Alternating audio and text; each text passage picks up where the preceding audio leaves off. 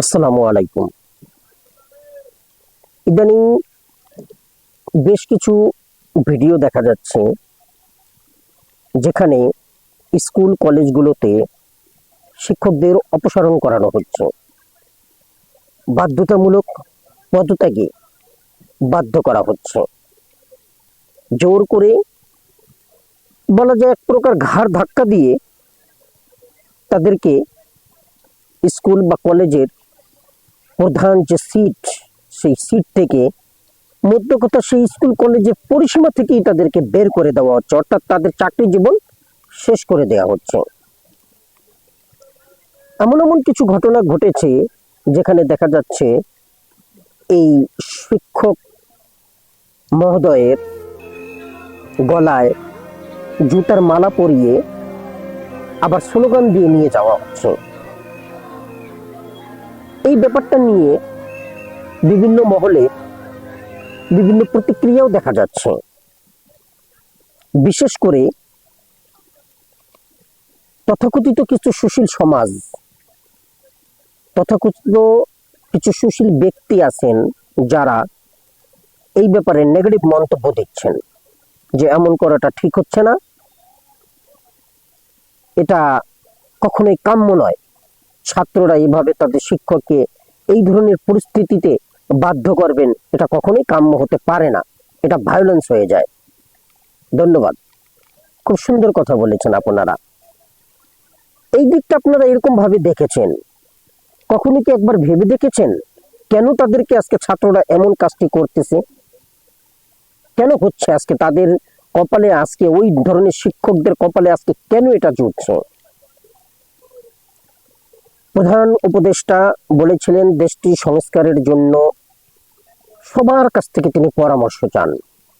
সেজন্য আমি কিছু ভিডিও করেছি, সেখানে একজন সাধারণ জনতা হিসাবে আমি কিছু পরামর্শ দেওয়ার চেষ্টা করেছি। আজকে বলবো পরামর্শ 3, শিক্ষা খাত। সেই সমস্ত ব্যক্তিদেরকে নিয়েই আমি বলছি। বিবিসি বাংলায় রিপোর্টে একটি খবর প্রকাশ করা হয়েছে ভিডিও আকারে। এখানে বলা হয়েছে যে শিক্ষা খাতে যে এইভাবে স্কুল কলেজের ছাত্রছাত্রীরা শিক্ষকদেরকে পদত্যাগে বাধ্য করছেন, দেখুন ভিডিওটা, কথাগুলো শুনুন। ওরা বলছে যে দুর্নীতিমুক্ত ক্যাম্পাস চাই, দুর্নীতিবাজদের জায়গা নাই, এরকম স্লোগান দিয়ে যাচ্ছে। এক পর্যায়ে ওরা ক্লাস থেকে সব বাচ্চাদের নামিয়ে নিয়ে আসলো, বিভিন্ন ক্লাস থেকে মেয়েদের নামিয়ে নিয়ে আসলো। তারপর আমার রুমে এসে ঢুকলো। আমাদের একজন শিক্ষক দরজাটা খুলে দিয়ে বললো যে মেয়েরা আপনার সাথে কথা বলতে চায়। ক্যান্টিনে রোলের দাম 10 টাকার জায়গায় 16 টাকা কেন? তারপরে শিক্ষকরা প্রাইভেট টিউশনি করেন, আমরা কোচিং না করলে আমাদেরকে এই নম্বর কম দেয়, 4-5টা সাবজেক্টে ফেল করিয়ে দেয়। এইভাবে অনেকগুলো অভিযোগ করে এক পর্যায়ে তারা বলল যে এই সব কিছু যেহেতু আপনি দেখেননি, আপনি প্রিন্সিপাল, প্রতিষ্ঠানের প্রধান, কাজে আপনি দায়ী, আপনাকে পদত্যাগ করতে হবে। তো এইগুলো নিয়ে সুশীল সমাজরা বলে থাকেন বিভিন্ন কথা। আমি আমার মন্তব্যটা পরে দিচ্ছি, আগে আপনি এই বক্তব্যগুলো শুনুন, এই রিপোর্টেরই একটি অংশ। 2 ধরনের অবজারভেশন আছে। এক হচ্ছে যে সমস্ত প্রতিষ্ঠানের শিক্ষকরা কোনো না কোনোভাবে তারা তাদের কাজের ক্ষেত্রে জবাবদিহিতার সাথে করতে পারেননি, সেইটা একটা। সেখানে তাদের কলিগদের সাথে সম্পর্কের ক্ষেত্রে কিছুটা ঘাটতি আছে সেই সব জায়গায়। কিছুটা আছে রাজনৈতিক দলীয় আনুগত্যের। এই 3টা কারণের ভিতর দিয়ে প্রত্যেক প্রতিষ্ঠানের মধ্যে আছে এবং তারা এই সুযোগটা গ্রহণ করেছে, এইটা একটা। আরেকটা হচ্ছে যে বিগত সময় যে গভর্নিং বডি গঠিত হয়েছে, সেই গভর্নিং বডির একটা দল ক্ষমতায় থাকলে তাদের মধ্যেও কিন্তু গ্রুপিং ছিল। কোনো একজন গ্রুপের হয়তো একজন হয়েছেন, আর একটা গ্রুপের হতে পারেননি, এবং তাদেরও একটা মনোকষ্টের কারণ আছে, এবং কোনো কোনো জায়গায় সেই রকম মানুষগুলো একে ছাত্রদেরকে উস্কায়ে কিন্তু দিয়েছেন। কত সুন্দর কথা, উনি অনেকটা সুন্দরভাবে বুঝিয়ে দিয়েছেন। তারপর আমি কিছুটা বলছি, ওনার কথাগুলোই আবার সুন্দরভাবে একটু ব্যাখ্যা করে বলছি। ফ্যাসিস্ট সরকারের আমলে তিনি বলেছেন, ফ্যাসিস্ট সরকার বলেছিলেন দুর্নীতির বিরুদ্ধে তিনি জিরো টলারেন্স, অথচ দেখা গেছে রন্ধ্রে রন্ধ্রে দুর্নীতির আশ্রয় প্রশ্রয়।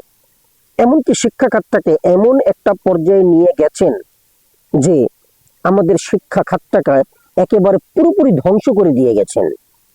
জানি না তার ইসলামের প্রতি এতটা বিদ্বেষ কেন ছিল, আমি জানি না। অথচ তিনি সকালবেলা উঠে আগে জায়নামাজ খুঁজতেন, তারাবির নামাজ, তাহাজ্জুদের নামাজ পড়তেন।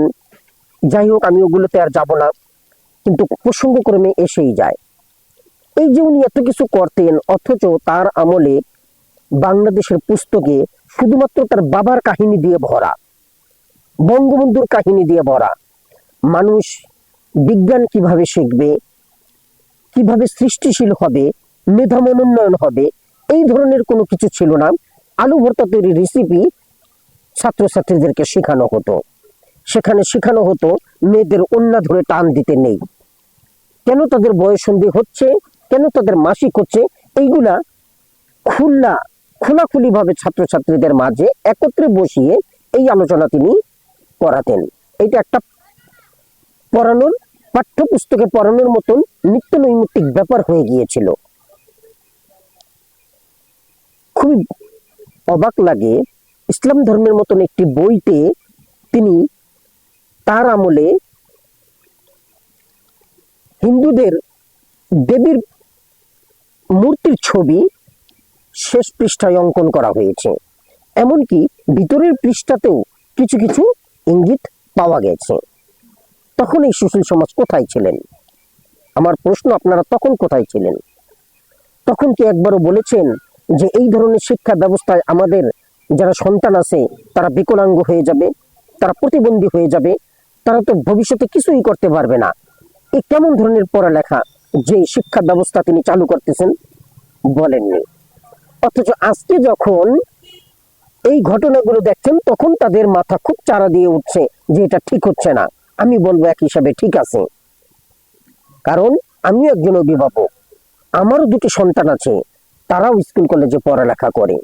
আমার ছেলেটাকে মাত্র কলেজে ভর্তি করেছি, সে এই আগস্ট মাসে মাত্র 10-15 দিন হয় ক্লাস করেছে। অথচ এখনই এক শিক্ষক তাদেরকে ফ্রি ক্লাস করাচ্ছে, অর্থাৎ ডেমো ক্লাস করাচ্ছে, দেখাচ্ছে যে আমি তোমাদেরকে কেমন পড়াই। কেন? কারণ তিনি দুটি সাবজেক্ট তাদেরকে পড়াবেন।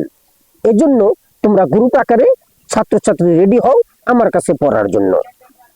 এখন আপনারাই বলুন, এটার প্রতিবাদ কোথায় গিয়ে জানাবো? এখন তো সংস্কারের কাজ চলতেছে, এই বিচার নিয়ে তো অনেকের কাছেই যাওয়া যাবে, কিন্তু গেলে কি হবে? ব্যাপারটা একটু ভেবে দেখেছেন? এই রিপোর্টেই দেখুন একটা কথা আছে, অভিভাবকরা কথা বলতে চান না। কেন কথা বলতে চান না? এটা কি ভেবে দেখেছেন একবারও? কারণ ওই আমার ছেলেটাকে যখন তারা পড়াতে চাচ্ছে, আমি তাদের কাছে না দিয়ে আমার চিন্তা ভাবনা ছিল একটা কোচিং সেন্টার আছে ভালো, যেখানে সবগুলো সাবজেক্ট পড়ানো হয়। তো যদি ভালো হয় সেই কোচিং সেন্টারে আমি তাকে দেব, সে সেখানে পড়ালেখা করবে এবং একটা ভালো রেজাল্ট করার চিন্তা ভাবনা আমার মধ্যে থাকে। আর তিনি অনলি 2টি সাবজেক্ট পড়াবেন। আমার আর্থিক সামঞ্জস্যতাও কম, যার ফলশ্রুতিতে হয়তো কোচিং সেন্টারে পড়ালে মাসে 2500 বা 3000 টাকা নিবে, আর ওই স্যার 2টি সাবজেক্ট পড়াতেই নিবে 1500 থেকে 2000 টাকা। কিন্তু আমার ছেলে তো মাত্র 2টি সাবজেক্ট পড়লে হবে না, বিজ্ঞানের মাত্র 2টি সাবজেক্ট পড়ে। কোন 2টি সাবজেক্ট আমি কিন্তু উল্লেখ করছি না বারবার, আমি সেই শিক্ষকের নামও বলছি না, তিনি কোন সাবজেক্ট নিয়ে পড়ান সেটাও আমি পড়ছি না, কারণ আমি শিক্ষকদের সম্মান রেখে কথাটা বলছি। কিন্তু তারা কি আসলে সেই সম্মানের সেই যোগ্যতা এখনো ধরে রেখেছেন? সেটাই আমার কাছে প্রশ্ন। সেই জন্যই সেই সুশীল সমাজগুলোকে, সুশীল ব্যক্তিগুলোকে আমি সেই কথাগুলো বলছি। এখন এই যে তারা প্রেশারটা দিচ্ছে, এখন তাদের কাছে যদি না পড়ানো হয়, তাহলে আমার এই ছেলেটার রেজাল্ট দেখা যাবে ভালো হয়নি, খারাপ হয়েছে। এবং সেই ছেলেটা কলেজে গেলে ছাত্ররা, এই শিক্ষকরা তা ওই আমার ছেলেটার সাথে, অর্থাৎ সেই ছাত্রের সাথে তারা দুর্ব্যবহার করবে, মানসিক একটা যন্ত্রণা দিবে। আর এই মানসিক যন্ত্রণা সহ্য করতে না পেরে সে প্রতিনিয়ত ঘরে এসে শুধু আমাকে বলবে বাবা আজকে এরকম হয়েছে, বাবা আজকে ওরকম হয়েছে, তার মাকে বলবে। শুনতে আমার খুব খারাপ লাগে। অলরেডি এরকম বলেছেও, আমার ছেলেকে এরকম একটা ভাষাও তারা ইউজ করেছে, কিন্তু আমি পারতেছি না, সেই আমার প্রতিবাদের ভাষা থাকা সত্ত্বেও আমি সেই প্রতিবাদ জানাতে পারছি না। কারণ আমার ছেলেটা 2 বছর সেখানে পড়তে হবে, তার একটা ভালো রেজাল্ট করতে হবে। আজকে যদি তার সাথে আমি এমনটা করি, তাহলে আমার ছেলেটার জীবনে অহেতুক একটা বার্গেন চলে আসবে, যেটা আমার ছেলেটা হয়তো চাপ নিতে পারবে না।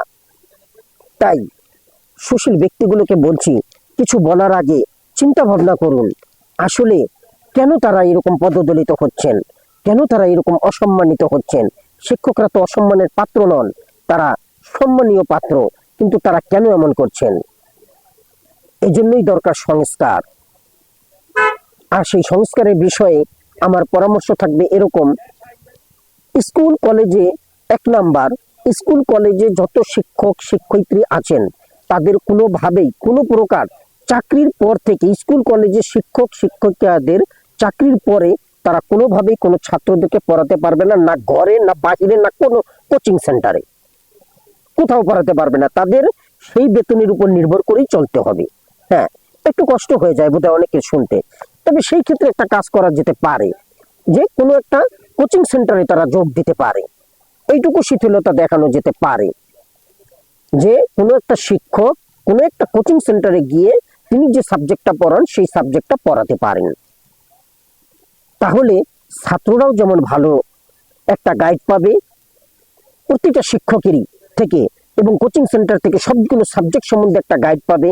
আমাদের মতন যারা নিম্ন মধ্যবিত্ত আছি বা মধ্যবিত্ত আছি, আমাদের আর্থিক অবস্থার কথা চিন্তা করে এই কোচিংগুলোকে জীবিত রাখা অনেক জরুরি। সরকার এই কোচিং সেন্টারগুলোকেও বন্ধ করে দিচ্ছে, কিন্তু আমার মতে এই কোচিং সেন্টারগুলো বন্ধ করা উচিত নয়।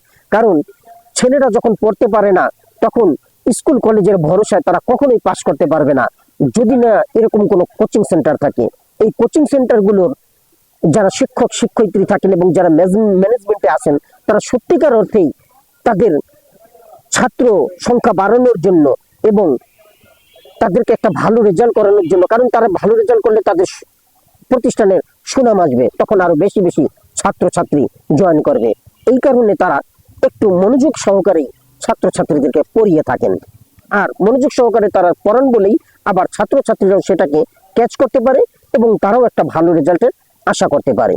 তাই আমার মতে কোচিং সেন্টারগুলো বন্ধ না করে স্কুল কলেজের যারা শিক্ষক শিক্ষিকা আছেন তাদেরকে কোচিং সেন্টারে যোগ দিতে পারেন, কিন্তু ঘরে তাদের সাবজেক্টের উপর একটা সাবজেক্ট পড়াবে বা 2টো সাবজেক্ট পড়াবে কেউ, এইরকম কোনো প্রেশার ক্রিয়েট করা যাবে না। এখন 2 নম্বর হচ্ছে, এগুলো হলে এটাকে প্রতিকার করা যাবে কিভাবে। এজন্য উপদেষ্টা মণ্ডলীর কাছে আমার বিনীত অনুরোধ, শিক্ষা খাতেও এমন একটি ওয়েবসাইট করা দরকার যেখানে কোনো ছাত্র বা ছাত্রী নিপীড়িত হলে কোনো শিক্ষক বা শিক্ষয়িত্রী যে কেউই হোক না কেন, যদি ছাত্রের সাথে অসৌজন্যমূলক আচরণ করেন, অনেক সময় ছাত্রীরা কিন্তু ছাত্রদের শিক্ষকদের কাছেও যৌন হয়রানির শিকার হন। এই ধরনের যে কোনো, সেটা যেটাই হোক না কেন, যে কোনো প্রবলেমেই তারা ফেস করুক না কেন, তারা যেন অনলাইনের মাধ্যমে সরাসরি শিক্ষা উপদেষ্টা বা শিক্ষামন্ত্রীর কাছে এই তথ্যগুলো দিতে পারেন এবং তার ডকুমেন্ট হিসাবে ছাত্রী নিজেও রাখতে পারেন এবং শিক্ষা মন্ত্রণালয়েও এই কমপ্লেনটা পাঠাতে পারেন। এমন একটি ব্যবস্থা করা অতীব জরুরি। নাম্বার 3, বেতনের বাহিরে স্কুল কলেজগুলোতে অনেক সময় অনেক টাকা দাবি করা হয়ে থাকে। তাই স্কুল কলেজের যত বেতন আছে ওই ওয়েবসাইটের মাধ্যমে, অর্থাৎ কিংবা বিকাশ, রকেট, নগদ, যাই হোক না কেন, এই সকল অ্যাপের মাধ্যমে যাতে তারা পরিশোধ করতে পারে সেই ব্যবস্থা রাখতে হবে। কোনো প্রকার টাকাই নগদে স্কুল কর্তৃপক্ষ নিতে পারবে না, অ্যাবসলিউটলি প্রহিবিটেড করতে হবে। এই ধরনের কিছু পদক্ষেপ নিলে অবশ্যই মনে করি শিক্ষা খাতটা সুন্দর হবে। এবং শিক্ষা খাতে আমি এর আগের ভিডিওতেও বলেছিলাম, শিক্ষা খাতে নবীজির জীবন যেমন যোগ করতে হবে, ইসলামের যে জীবনধারা আছে এইগুলো যেমন যোগ করতে হবে, তেমনি সাথে সাথে বিজ্ঞান ভিত্তিক আলোচনাও রাখতে হবে। বিশেষ করে সংবিধান পাঠ্যপুস্তকে যোগ করতে হবে। ক্লাস 5ম শ্রেণী থেকেই যদি কিছুটা করেও যোগ করা হয়, তাহলে এইটা পড়তে পড়তে তারা 10ম শ্রেণী পর্যন্ত অনেক সংবিধানের অনেক কিছুই তারা জেনে যাবে। পুলিশে আইন সম্বন্ধে পড়াতে হবে, সেনাবাহিনীতে গেলে কিরকম হয় সেই আইন পড়াতে হবে। এই ধরনের সবগুলো জিনিস যখন ধীরে ধীরে এগুলোর সাথে সংযোগ করা হবে, পাঠ্যপুস্তকে সংযোগ করা হবে এবং সেই অনুযায়ী ছাত্রছাত্রীদেরকে পড়ানো হবে, তখন অবশ্যই আশা করা যায় জাতি একটা সুন্দর ভবিষ্যৎ পাবে। এই সমস্ত ছেলেরাই তখন দেশের জন্য সর্বপ্রকারে সর্ব অর্থে সোনার টুকরো হয়ে দাঁড়াবে। ধন্যবাদ। আসসালামু আলাইকুম।